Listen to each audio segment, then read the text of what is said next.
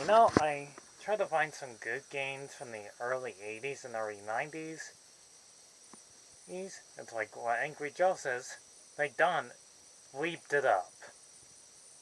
And this one is no exception. Indiana Jones and the Temple of Doom. As, as you could tell, Indiana Jones movies were great, including the Crystal Skull. Yeah, I said it. The Crystal Skull is pretty great.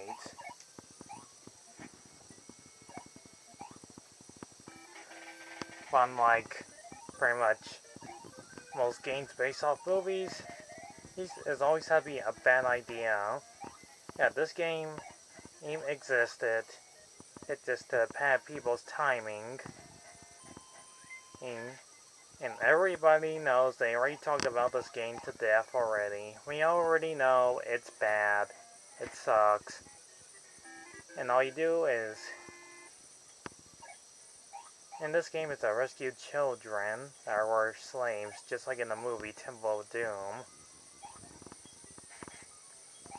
Once you save them, they give you like certain items. Get the key and you unlock doors. Or Indiana Jones can still use his whip as a weapon. You get the knife as a weapon. Not to mention the gun. But I'll tell you this game is not easy.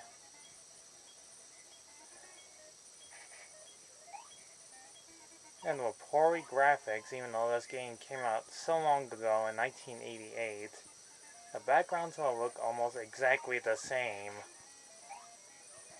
And being green and orange. Bit of yellow. Oh yeah, I forgot you pick up bombs for weapons.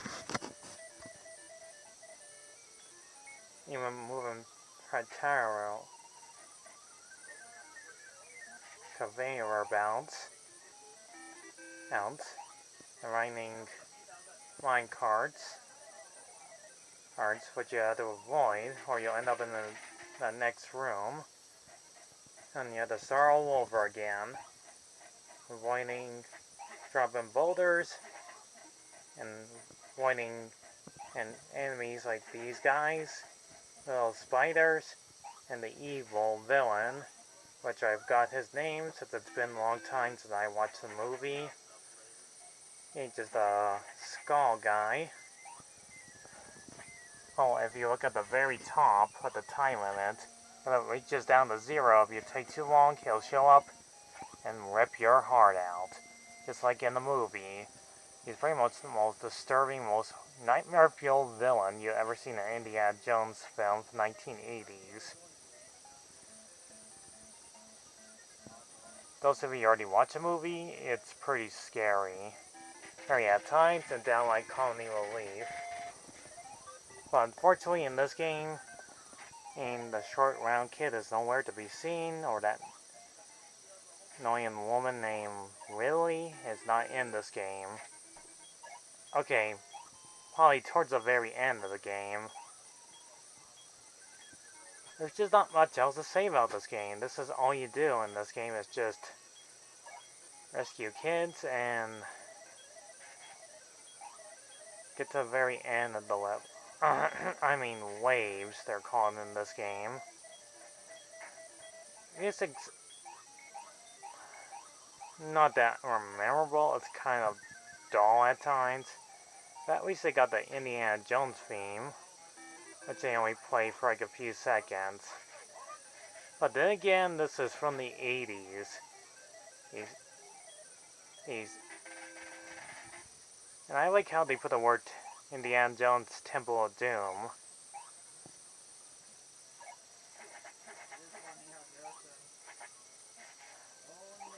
So all you have to do is avoid the enemies and get to the very end of the waves in these stages. And to make sure this game won't take too long, I'm just gonna fast forward it. Because some of these stages will look exactly the same. And by the way, the Lego Indiana Jones games were actually better. Let's single the Super Nintendo one, which in another time I will talk about. This review will be pretty short to explain about how this game goes.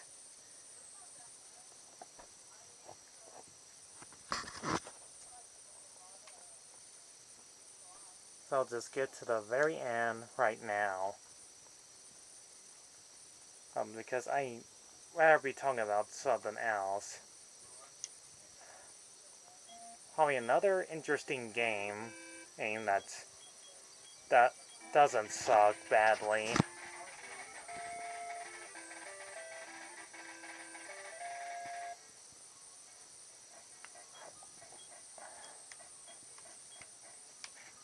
So, spoilers if those of you who haven't played the game yet, but you should not,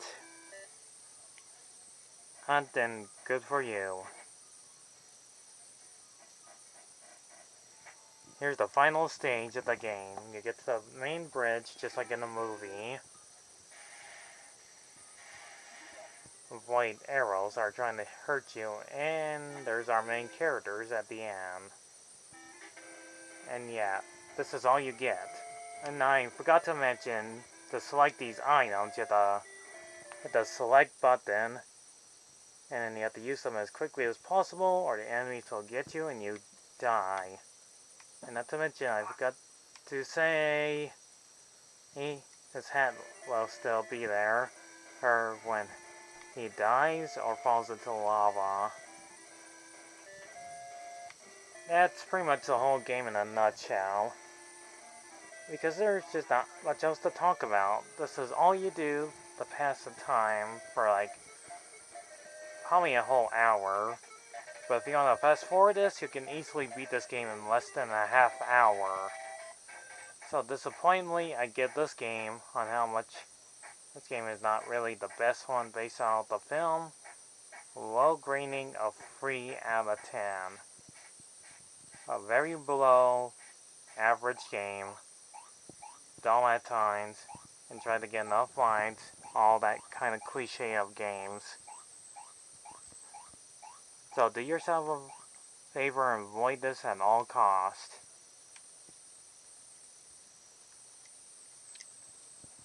So please don't buy this game. If you are a huge Indiana Jones fan, then go ahead, play this game. Oh yeah, and avoid snakes at all costs too, because they pretty much got that one right in most Indiana Jones movies, that he hates snakes. But I do love snakes because they're perfect reptiles.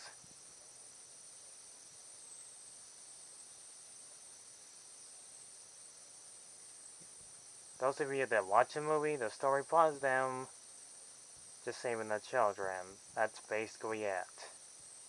This game, you do that too.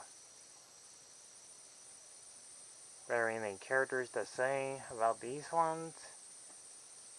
This has been a great, an interesting review of Indiana Jones and the Temple of Doom for the NES, 1988. I'll see you guys when I talk about another game that does not suck, that's based off a movie. Or another forgotten game that did not get a reboot. See you then, folks. Goodbye for now. See you all in the next video.